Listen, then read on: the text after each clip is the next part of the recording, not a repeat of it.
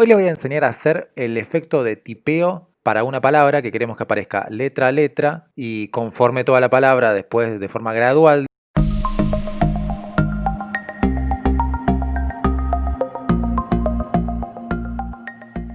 Lo primero que tenemos que hacer es, bueno, ya tenemos un video en nuestra línea de tiempo, e ir a Biblioteca de Efectos, dentro de Herramientas, Títulos y agarrar Texto Más. No este, el texto básico común no tiene esa cualidad. Este, como tiene propiedades de Fusion, nos permite hacer esto sin tener que ir al módulo de Fusion.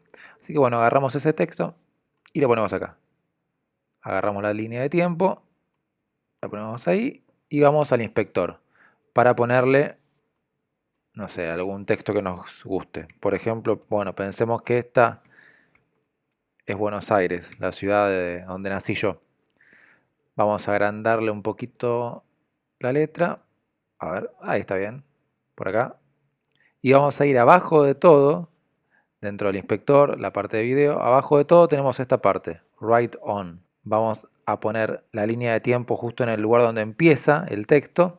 Y vamos a llevar este circulito a 0.